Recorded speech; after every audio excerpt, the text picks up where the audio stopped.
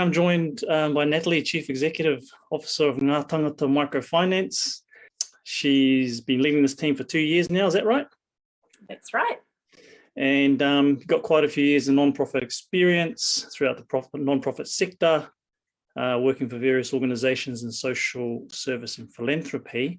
It says on your bio you have a heart for service and a passion for social justice. I want to get into that. Not only are you the CEO of Ngā Tāngata Microfinance, but you're also the chairperson of Littlemore Trust. You're a trustee of E Tipu E Rea whānau services and the Auckland Airport Community Trust. You're a very busy lady. Yes, very busy. Keeps me out of trouble. That is full on. So what this video is going to be about today, whānau, is first we're going to know a little bit more about Natalie and her journey. Then we'll jump into what is actually microfinance. What's the difference between microfinance and other lending options? The purpose of Ngā Tāngata Microfinance, what are some of the positive impacts the organisation has had on whānau?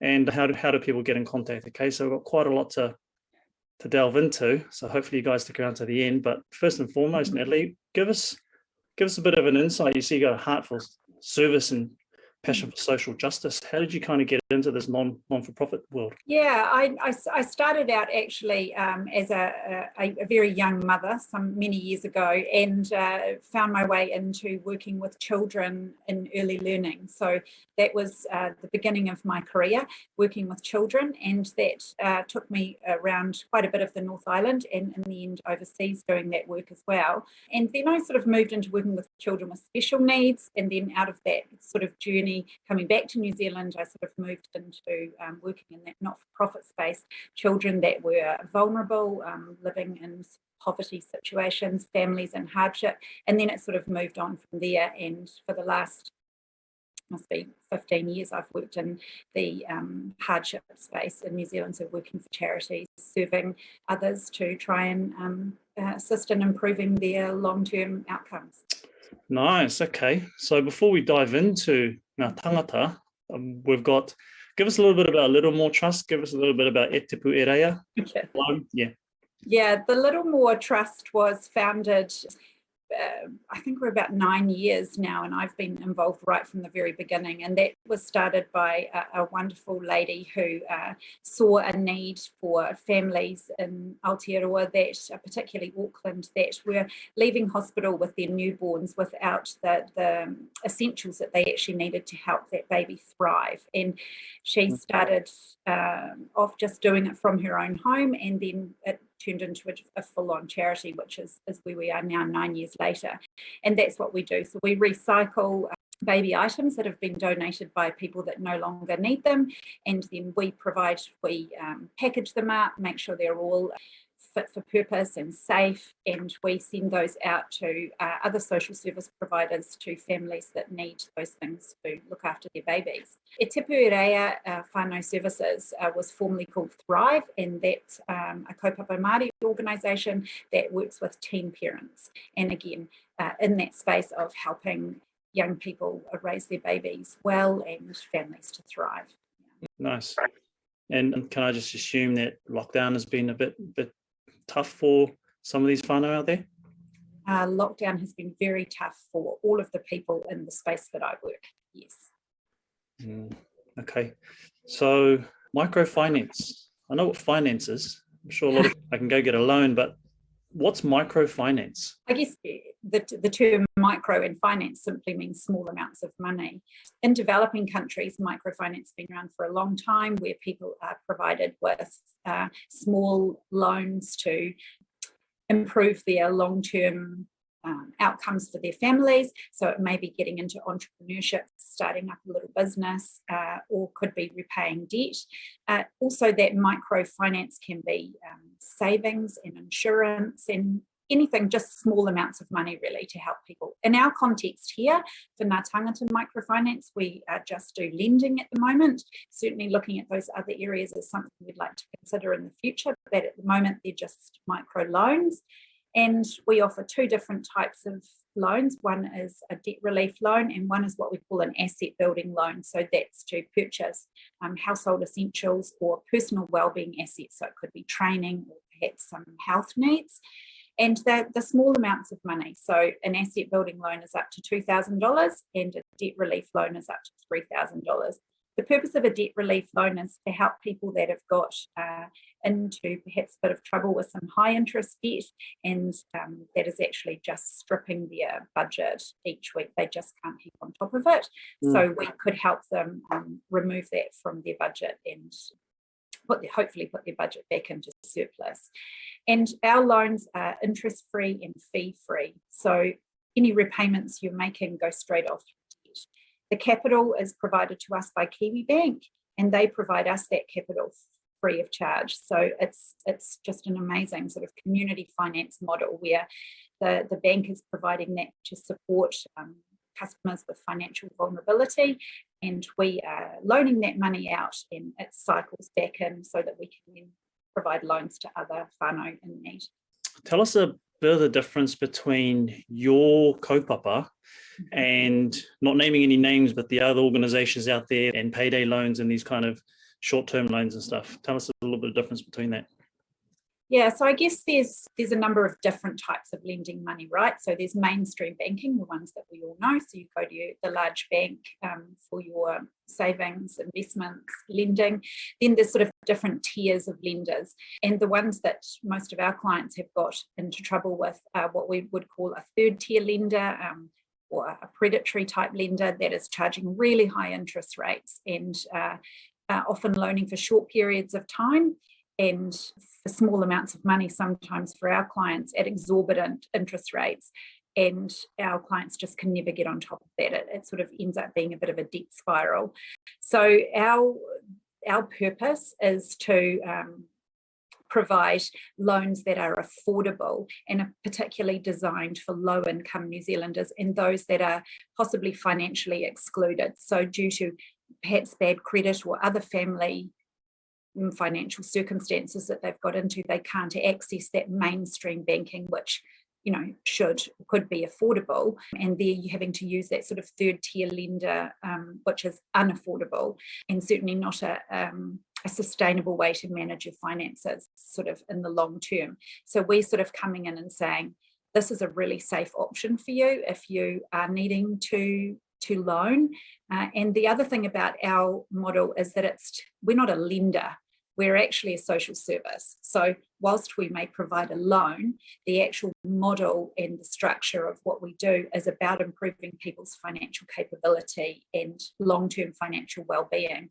So accessing a loan from us is actually an element of working in partner with a financial mentor that actually helps you understand your finances and your money management, improves your financial capability, and then they may actually suggest that a loan from Ngā Tāngata is a tool that can actually assist them in that. So we partner with the FinCat network of budget services across Aotearoa. There's about 900 financial mentors. It's a free service, and anybody that is feeling like they need some assistance can contact their local financial mentor, and through that work they can access it. Yeah, so that kind of leads me into the other one, is just like, let's just assume that I in some financial trouble, and you said you got two types of products, I want to call them. You got one on the asset side. Well, is that where I could get some money to pay for an asset? Like, give me an example. Maybe a fridge, or car repairs, new tyres for the car, or it could be it could be dental work. We cover quite a lot of dental costs, perhaps some training that you want to do to upskill, a new laptop, because that's part of getting into employment, or that sort of thing. So we cover a raft of things. And the other great part about what we offer is that there's not some snazzy algorithm that tells us that you qualify for a loan. We look at everybody's case on an individual basis, and we look at the full context of their circumstances, and then we will make an assessment of whether our loan is suitable for them, and the work they've been doing with the financial mentor is really transformative for them, and that we're actually going to assist them. We certainly don't want to put people into further hardship with our loans. So we look at their full context of their situation really deeply. And our loans are approved by what we call a loans committee, which is made up of people from the community, from different walks of life in the community, that will actually look at the application. There's 5 on a committee, and actually all contribute to assessing that loan. So it's really robust process, and we feel very confident when we approve loans that we are assisting that client, not in any way, shape or form pushing them into further hardship. Okay, so let's just say I'm on the website, or I'll give you guys a call. I need some tires for the car to get a warrant, because that's our own main form of transport to get to and from work. Don't want to risk it. It's going to cost, say, $1,000, but I know that I'm, say, $5,000 in debt through other forms of lending, and I can't get any other money through banks and everything. Talk us through the actual process. I know you've just kind of given us a very quick overview. What would the process be on your end to see if I'm eligible or not? So the example you gave is a classic case of what we would see on a daily basis, actually. And our loans are what we would call a loan of last resort. So the simple criteria is you need to be low income, and we use the community services card to sort of measure that. If you're eligible for one or you have one, you are a New Zealand resident or New Zealand citizen, and you're prepared to work with a financial mentor. Those are the simple criteria. We don't do credit checks or anything like that. And if you go to our website, there's actually a form you can fill in there which sort of pre-qualifies you, asking those simple questions. And then you select a financial mentor in your area, and you will get put through via email. An email will go through to that mentor, and then they will get in touch with you. So our loan process is not fast. We don't do emergency lending.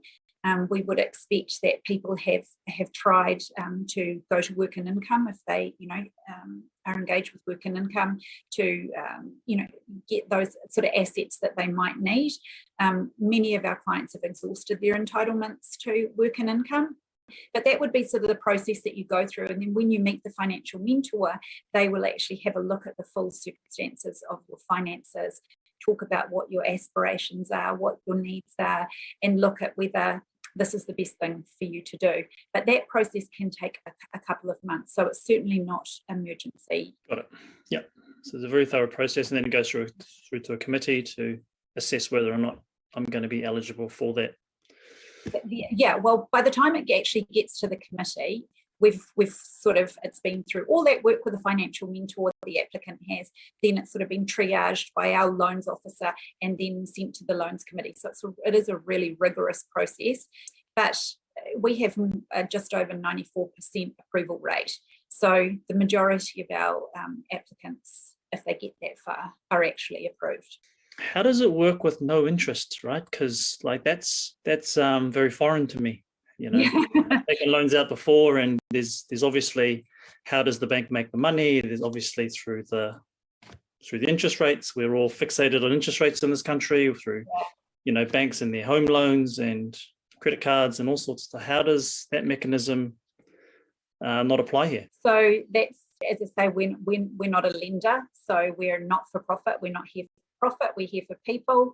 It's community finance. So very generously, as part of the great work that Kiwi Bank does in their sustainability strategy, they support us with the capital, and they've been our partners since the beginning, so they're just amazing.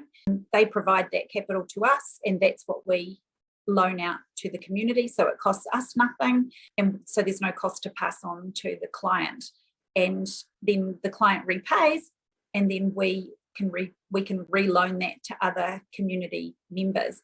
And the model is very holistic and very community and people orientated. And I think that that's why we have such a successful repayment rate, because people understand that. We talk to them a lot, and the financial mentors that are putting them forward for a loan talk to them a lot about how this is particularly a debt relief loan. It's a once in a lifetime opportunity to clear up some of that really high interest debt that you're struggling with. So there's a lot of that work about behaviour change for people too, and learning to manage their money and not sort of get into those debt traps again. So the work they do with the mentor really helps them understand that, and I think that contributes to our high repayment rate.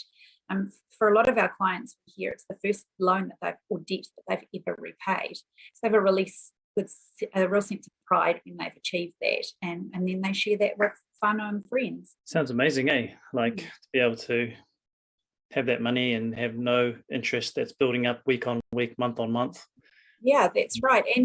And because they're doing that work and they've got rid of that really high interest debt that's costing them a lot, their budget is then in surplus. So it impacts a whole lot of other things in their life. Perhaps they can then start a savings plan, perhaps they can pay off some other debt that we haven't been able to address, or they can, there's more food in their family budget. It has a whole lot of flow-on effects. And we've recently done some research on our program, and the greatest outcome of that was the improvement in people's mental health.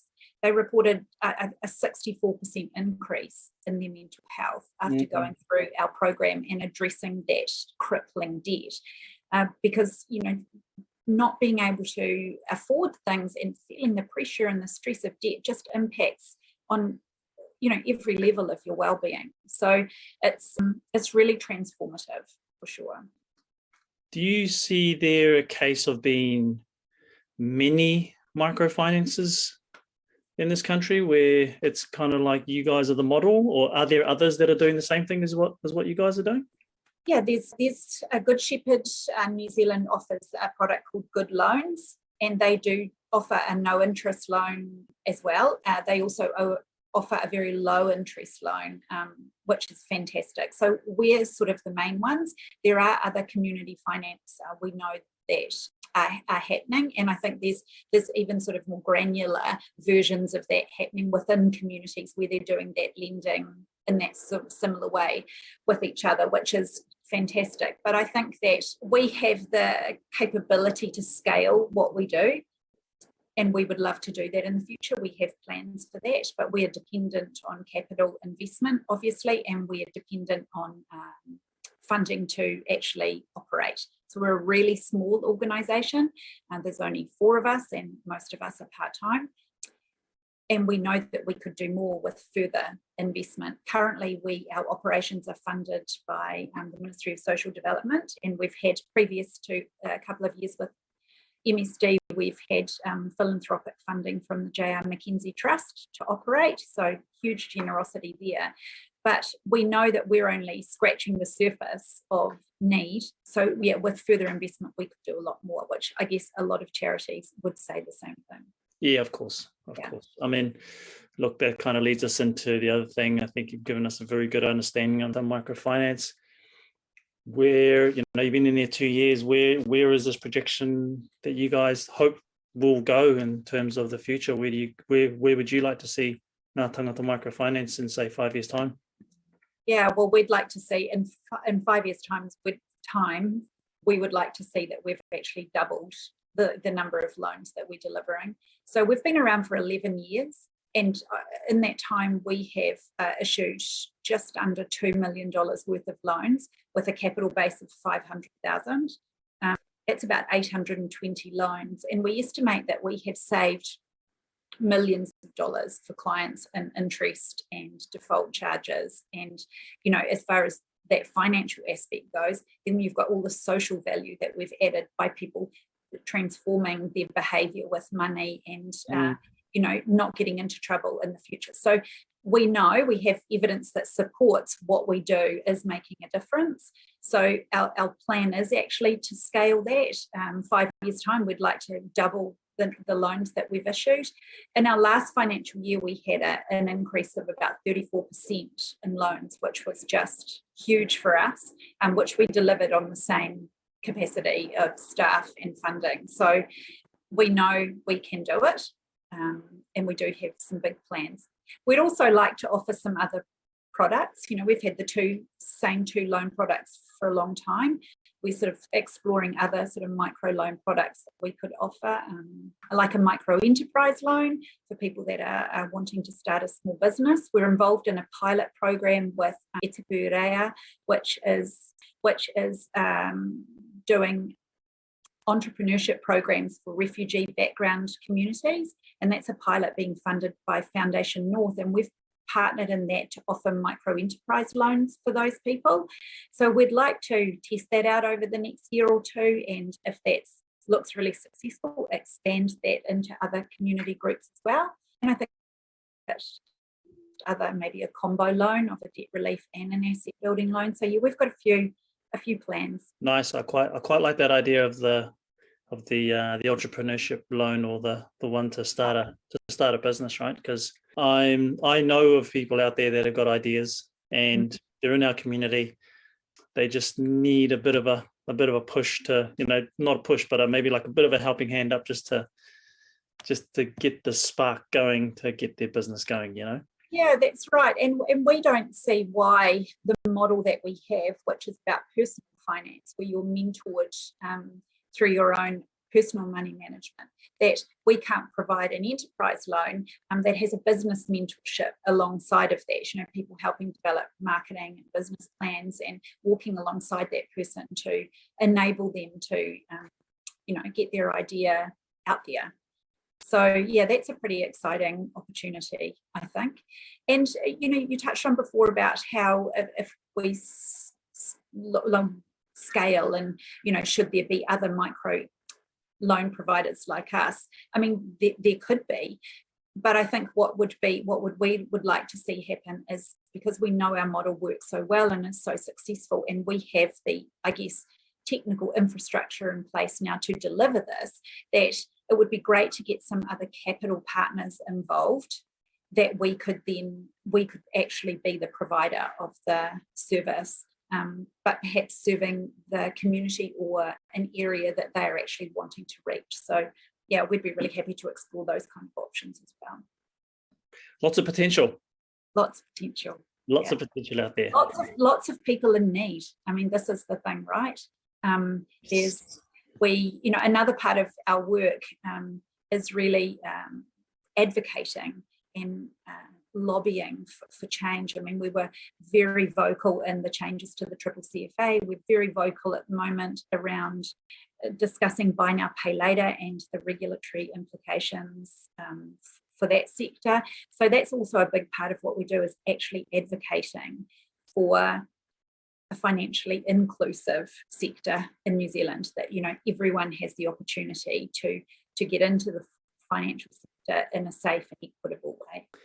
Yeah, I hear you. Those buy now, pay laters can sting if you're not careful, right? Yeah, indeed.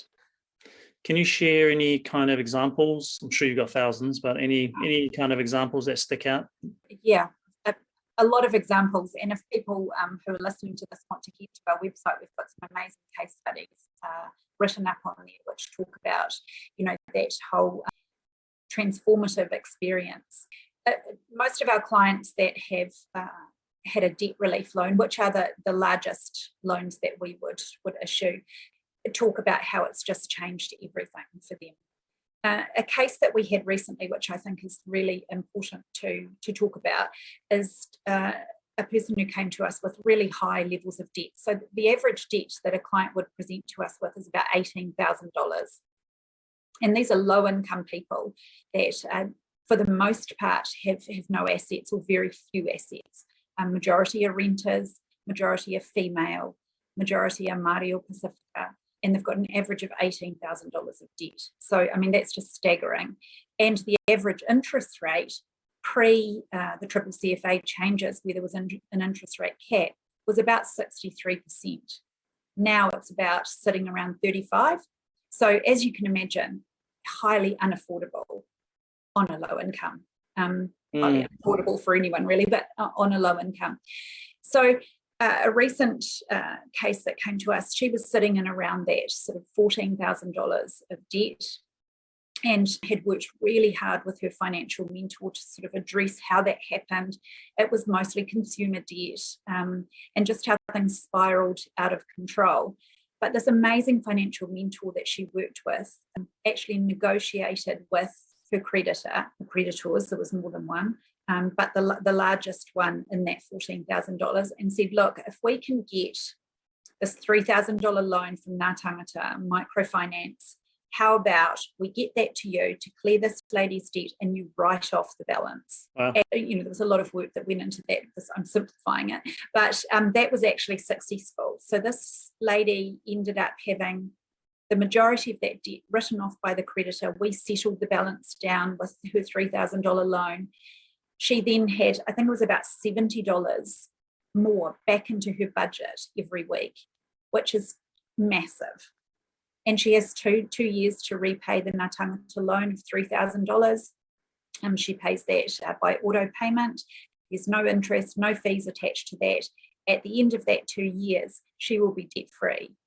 And at $70 a week surplus in her budget, it would be great to see that she will have actually accrued some savings over that 2-year period. Wow. So yeah, really, we've got some really great success stories. Are there any things that you would like to see different in the industry? So you're helping people that have, got themselves into debt for one way or another. I guess the biggest thing has been the changes with the CFA. So there is now much more onus on lenders to actually assess the affordability of applicants. And I know that's having quite serious implications for people who are applying for mortgages and things like that. It sort of goes across every type of lending. But for our clients, for people who are in hardship or are very financially on the margins, it's got to be a positive thing. They're checking their affordability. So people can't do that. They're checking their affordability more intensively. So they can't sort of go get a loan from here and get a loan from here and get a loan from here. And then before you know it, it's just a big mess and they can't afford any of it. So there's protections in place with that now. Also the cap that went on the interest rate. So before you could charge 800% interest. Now the cap is 300%. So whilst that's still massive, it's a lot less than 800%. There's very few lenders left now that are charging that around 300% or in that realm. Most of them with those changes have gone to under the 50% threshold because that doesn't count as being a high cost lender. So those changes have been really, really good. What of course that doesn't address though is that it hasn't fixed the fact that people still need to loan money from time to time. And where can they do that safely?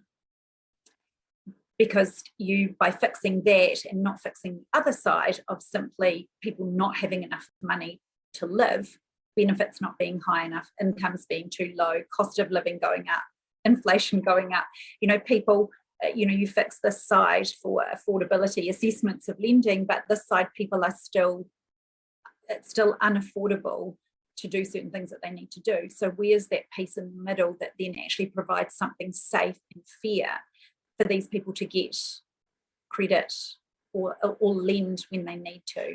So we'd like to see that rectified. That would be amazing. As far as buy now, pay later goes, there is a discussion paper out at the moment from the government, which we will be making a submission on, and lots of people in our sector, community finance, will be making submissions on that to look at regulations for that sector because it's unregulated at the moment. So that's a really positive thing too, that's actually being discussed, and look at how we can make that safer. Someone's watching this right now and they're thinking to themselves, how do I get in contact with you or your team, or how does the process kind of start? What's the first thing that they need to do? I would suggest the first thing they do is head to our website, and that's pretty easy, just ntm.org.nz, and everything you need to know is on there. How to find a financial mentor, look at some case studies of how we've helped other people, and you can do a pre-qualification. It's a couple of tick boxes, it's not really hard, and you'll get connected with someone that can help you. So it's pretty simple. There you have it, E Tipu. If you're in a financial hardship or you need some help, knock on those doors, get in contact with Ngā Tāngata Microfinance. Natalie, thank you so much for joining me today. I really appreciate it. Thanks, it's been a pleasure. Thanks for having me here and talking about it. See you.